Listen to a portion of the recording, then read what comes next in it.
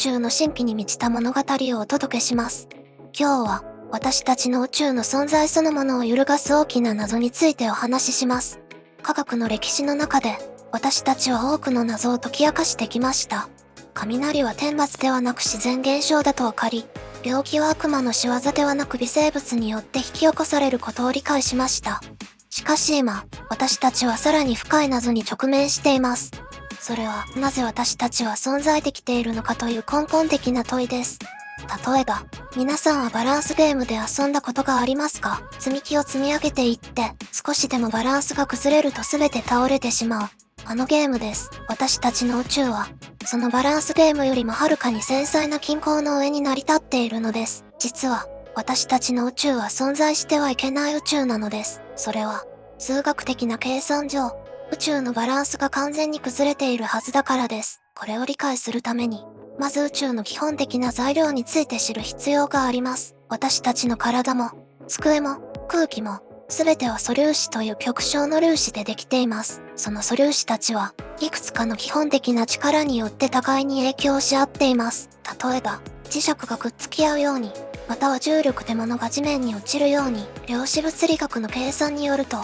ビッグバン直後に宇宙は崩壊しているはずでした。量子物理学とは、とても小さな世界での物事の振る舞いを研究する学問です。原子よりも小さな世界では、私たちの日常的な感覚では理解できないような不思議な現象が起こります。例えば、量子の世界では、一つの粒子が同時に二つの場所に存在することができます。これは、あなたが同時に学校にも家にもいるようなものです。もちろん、私たちの大きさの世界ではこのようなことは起こりません。また、量子の世界では、無の空間からも粒子が生まれることがあります。これは、空っぽの貯金箱の中にお金が突然現れるようなものです。このような不思議な現象は、実は厳密な物理法則に従っています。その法則を使って計算すると、ビッグバン直後の宇宙では、粒子の質量が現在よりもはるかに大きくなるはずだったことがわかります。具体的に言うと、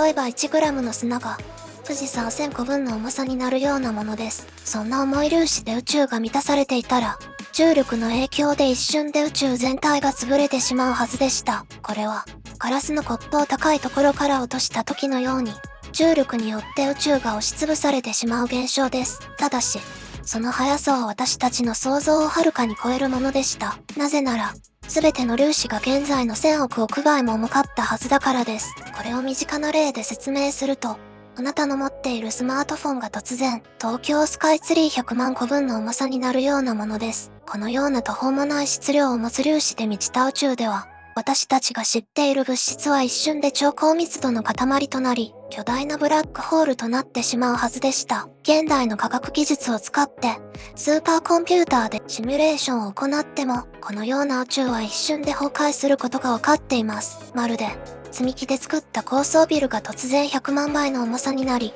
一瞬で崩れ落ちてしまうようなものです。しかし、私たちはここに存在しています。この謎を解く鍵として発見されたのがヒッグス粒子です。しかし、その発見は新たな謎を生み出すことになりました。今回は、現代物理学が直面している最大の危機の一つ、階層性問題についてわかりやすく解説していきます。物理学における階層性問題とは、宇宙の基本的な力の強さの間に存在する極端な差異を説明できない問題です。特に注目すべきは、重力と他の力の強さの違い、そしてヒッグス粒子の質量が理論的予測よりもはるかに軽いという謎です。例えば、お茶碗一杯の水の中の水分子同士の電磁気力は地球全体の重力よりも強いのです。このような極端な差がなぜ存在するのか、その理由は現代物理学最大の謎の一つとなっています。私たちの身近な例で考えてみましょう。想像してください。あなたが100円玉を持っているとします。理論上では、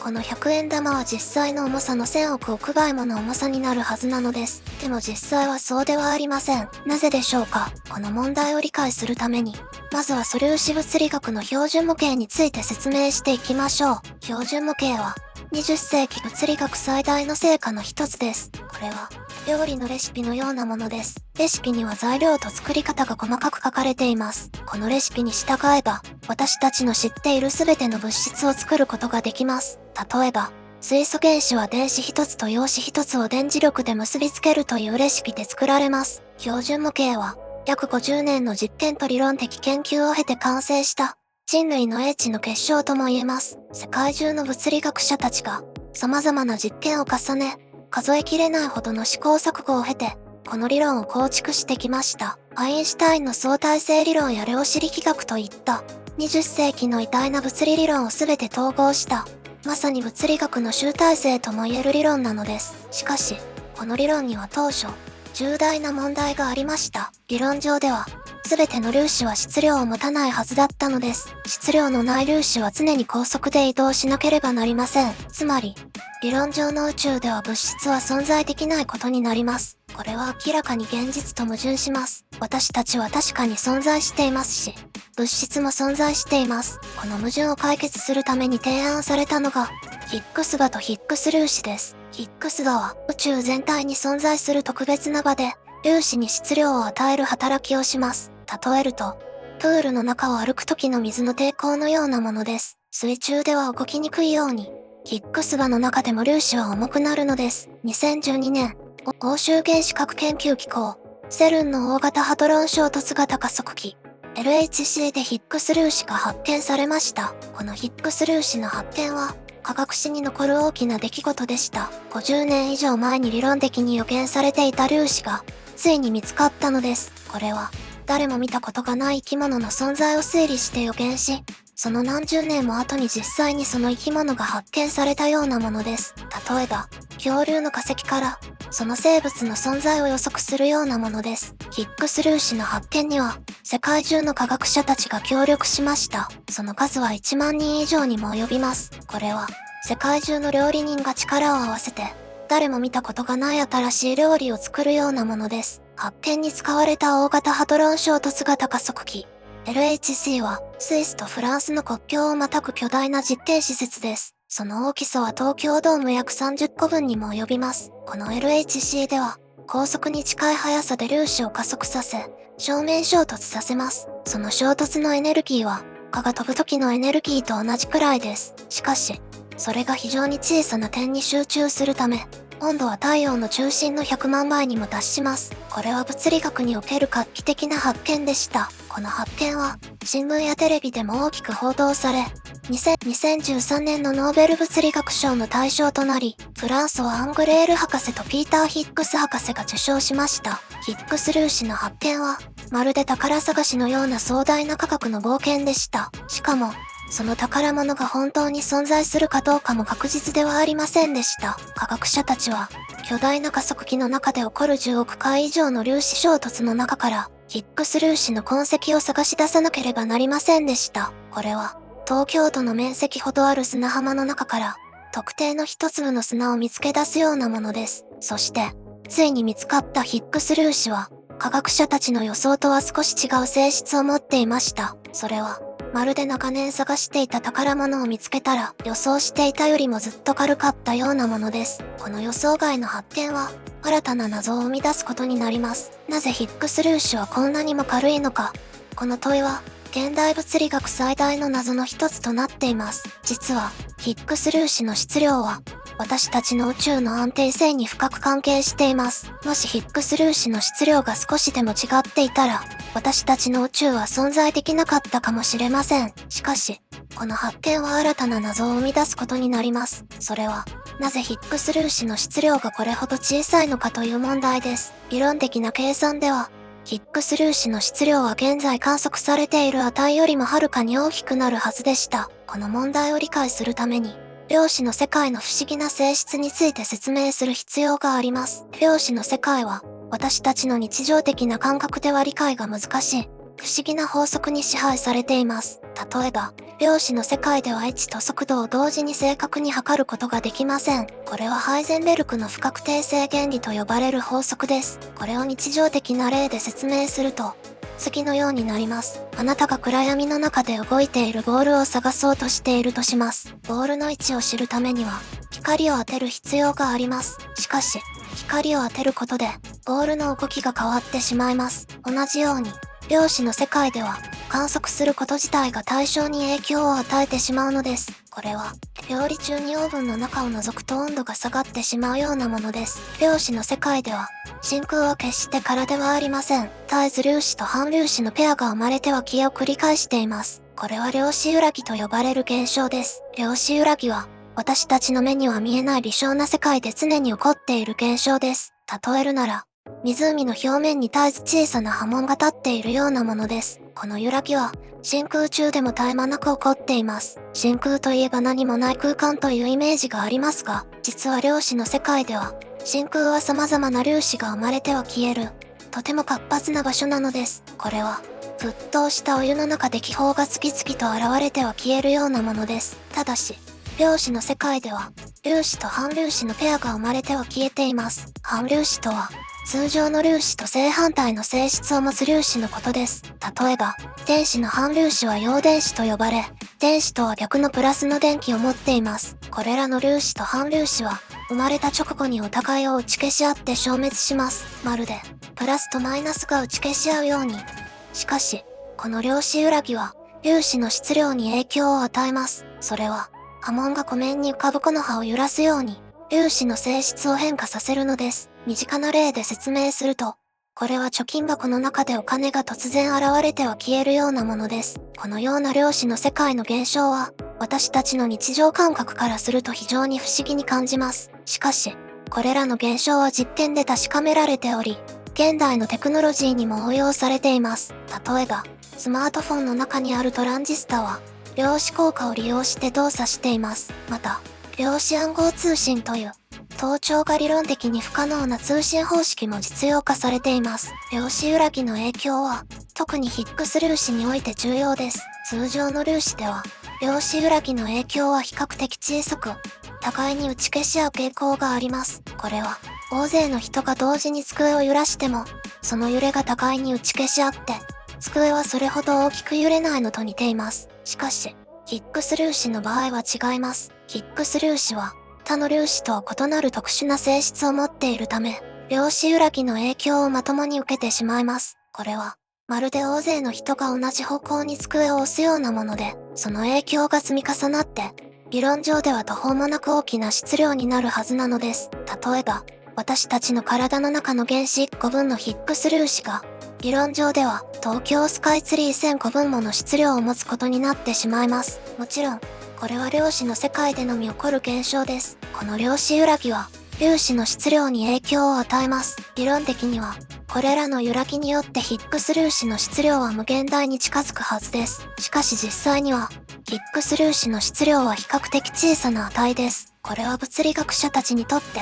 大きなパズルとなっています。例えるなら、オーロラを見るために北極まで旅行したのに、なぜか砂漠で見つかるようなものです。科学の世界では、このような予想外の発見が新しい発見につながることがよくあります。例えば、ペニシリンは実験の失敗から発見されました。カフェインの覚醒作用も、羊飼いが自分の羊がコーヒーの実を食べた後、夜通し目が覚めていることに気づいたことから発見されたと言われています。同様に、ヒッグス粒子の質量が予想外に小さいという事実も、私たちがまだ知らない重要な物理法則を示唆しているのかもしれません。物理学者たちは、この謎を微調整問題と呼んでいます。これは、高級腕時計の精密な歯車のように、宇宙の様々な要素が驚くほど正確に調整されているように見える現象を指します。これは、まるで100万個のサイコロを振って、すべて1の目が出るようなものです。理論的にはあり得ますが、極めて不自然です。この不自然さを解決するために、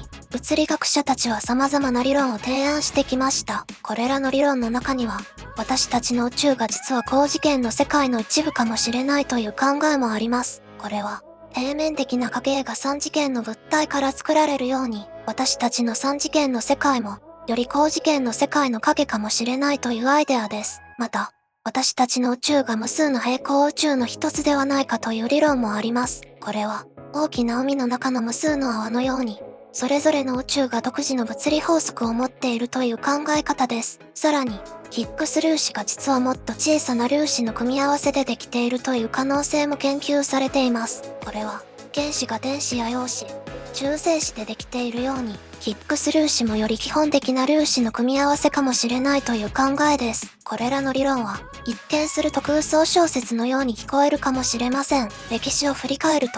かつては空想のように思われた理論が、後に科学的事実として証明されることがよくありました。例えば、100年前には、時間が場所によって違う速さで進むというアインシュタインの相対性理論は、多くの人には信じがたい空想のように思われました。しかし今では、GPS の計算に相対性理論の補正が必須となっています。また、原子の存在も、かつては空想的な考えとされていました。しかし現在では、電子顕微鏡で原子を直接観察することができます。最新の研究では、量子コンピューターを使って、これらの理論を検証する試みも始まっています。量子コンピューターは、通常のコンピューターでは計算に何年もかかる問題を、わずか数秒で解くことができます。これは、手作業で1億個の積み木を積み上げる代わりに、高性能なロボットを使うようなものです。この技術によって、これまで計算が困難だった複雑な物理現象のシミュレーションが可能になってきています。また、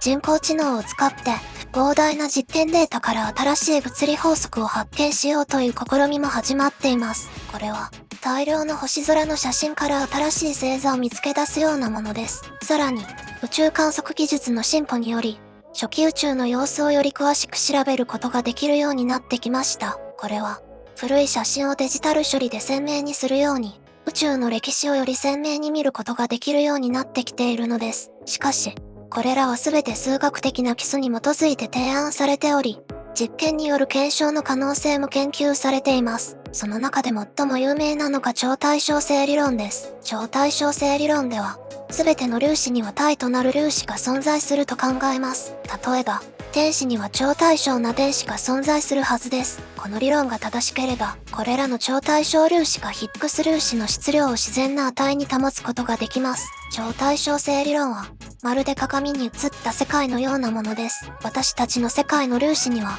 必ず鏡の向こう側に対応する粒子が存在するという考え方です。これは、バレエのペアダンスのようなものかもしれません。ダンサーたちは互いの動きを補完し合い、美しい調和を生み出します。同様に、粒子とその超対称なパートナーは、互いの性質を打ち消し合うことで、宇宙の安定性を保っているのかもしれません。また、折り紙の折り方の対称性にも似ています。一方を折ると、必ず反対側も同じように折れる。この対称性が、折り紙の形を安定させているのです。超対称性理論は、数学的にも非常に美しい理論です。自然界の法則は、しばしば数学的な美しさを持っています。例えば、蜂の巣が必ず六角形になるのは、それが最も効率的な形だからです。物理学者たちは、この理論の美しさに魅了され、何十年もの間研究を続けてきました。アインシュタインも宇宙で最も理解できないことは、宇宙が理解できるということだと言いましたが、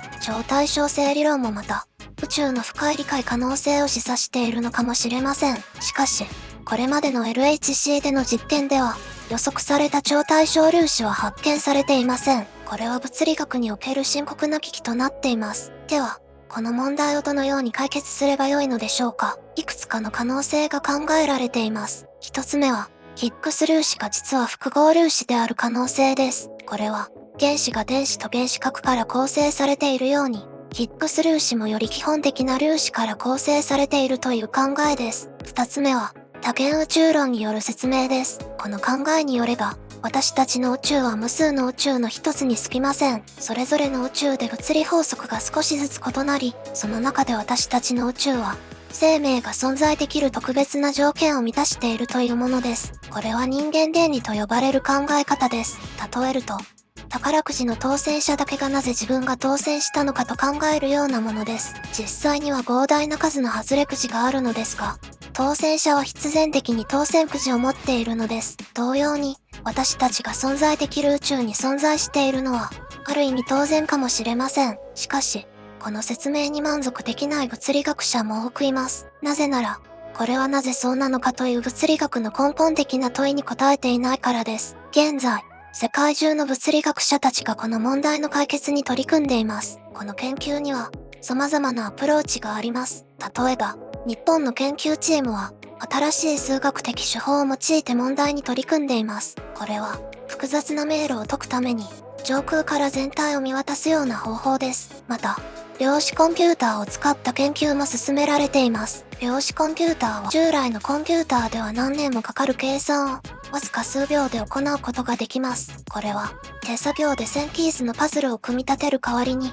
自動で組み立てる機械を使うようなものです。さらに宇宙観測からのアプローチも重要です。例えばブラックホールの観測データは超高エネルギーでの物理法則を理解する手がかりを与えてくれます。これは遠い山の形を望遠鏡で観察することでその山の地質を推測するようなものです。世界各地の研究所では新しい実験装置の建設も進められています。これらはレゴのブロックを組み立てるように一つ一つの部品を慎重に組み合わせて作られています。LHC ではさらなる高エネルギー実験が計画されています。この LHC での実験はまるで宇宙創生の瞬間を人工的に再現するようなものです。地下100メートルに作られた全長 27km の円形のトンネルの中で陽子と呼ばれる粒子を高速に近い速さまで加速させ正面衝突させます。これは東京からニューヨークまでわずか1秒で往復できるほどの速さです。この衝突によって生まれる莫大なエネルギーは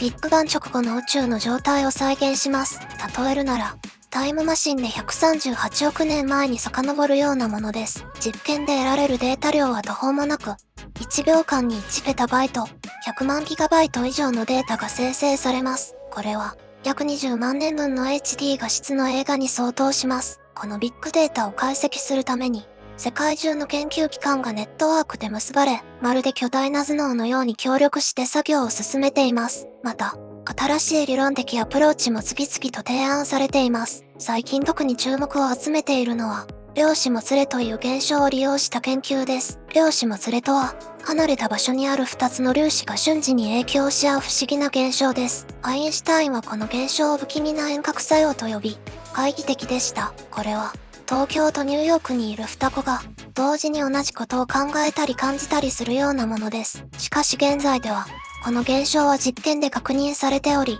量子暗号通信などの技術にも応用され始めています。この研究は、空間と時間の本質を理解する手がかりになるかもしれません。また、ホログラフィック宇宙理論という新しいアプローチも注目を集めています。これは、私たちの宇宙が、より高次元の世界の投影像かもしれないという考え方です。身近な例で言えば、3D ホログラムのように、2次元の表面に3次元の情報が記録されているように、私たちの宇宙も高次元の情報が投影されたものかもしれないのです。このような研究は、一見すると私たちの日常生活とかけ離れているように見えます。しかし、基礎科学の発展は、思いもよらない形で私たちの生活を変えてきました。例えば、量子力学の研究からは、スマートフォンやレーザー、太陽電池など、現代生活に欠かせない技術が生まれました。医療分野でも、粒子加速器で作られる放射性同位体は、癌の診断や治療に使われています。これらの研究は、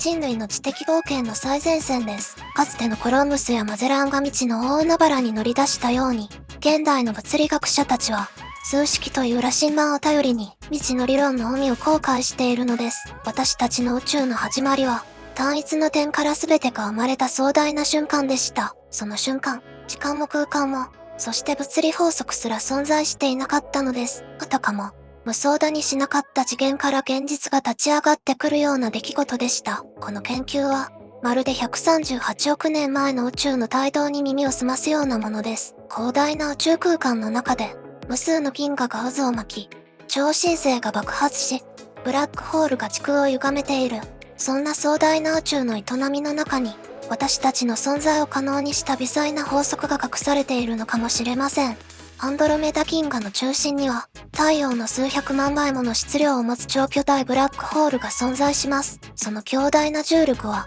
近くの星々の軌道を乱舞させながらも、銀河全体の安定した回転を支えています。これは、私たちが研究している素粒子の世界でも同じかもしれません。目に見えない力のバランスが、この宇宙の存在を可能にしているのです。まさに今、私たちは宇宙創生の謎に挑んでいます。それは、遥か彼方の星雲の中に、私たちの起源を探る旅、光年の彼方から届くかすかな光の中に、宇宙の真理が隠されているのかもしれません。人類の知的探求は、まるで永遠に膨張を続ける宇宙のように、果てしなく広がっていくのです。それは、天の川銀河の渦巻きの中に隠された暗号を解読するような挑戦です。私たちの銀河には約2000億個の星があり、その一つ一つが独自の物語を紡いでいます。中性子星は、一さじの物質が富士山ほどの質量を持つほど高密度です。そして、それらの星々は互いに引き合い、反発し合いながら、壮大な天体のバレエを演じているのです。この宇宙の神秘は、私たちの想像をはるかに超えています。例えば、宇宙のある地点では時間が逆向きに流れているかもしれません。また、私たちの宇宙は無数の泡の一つに過ぎず、それぞれの泡宇宙で異なる物理法則が支配しているという可能性もあります。オリオン座の大星雲では、今この瞬間も新しい星々が誕生しています。その誕生の過程で放出される光は、何千光年もの距離を超えて私たちに届きます。それは、宇宙の神秘を解き明かそうとする人類の情熱に似ています。私たちは、未知の領域に光を投げかけ、新しい発見を目指して突き進んでいるのです。例えば、木星の衛星エウロパの氷の下には、広大な液体の海が広がっているかもしれません。その深海には、私たちの想像もつかない生命体が存在する可能性があります。同様に、素粒子の世界にも、私たちがまだ見つけていない驚くべき現象が潜んでいるかもしれないのです。私たちは、まるで宇宙の詩人のようです。数式という言葉で宇宙の真理を紡ぎ出そうとしています。それは時に、遠い星雲の中に新しい星座を見出すように、未知の理論の中に真理のパターンを発見する試みでもあります。北極星が古代の航海者たちを導いたように、科学的な探求心は私たちを新たな発見へと導いていきます。そして、その道のりは、膨張を続ける宇宙のように、果てしなく広がっているのです。本日の宇宙の神秘についての動画はいかがでしたでしょうか？もし星々の輝きのように心に残る内容でしたら、チャンネル登録と高評価で応援していただけますと幸いです。今日も素敵な宇宙の時間を共有させていただき、ありがとうございました。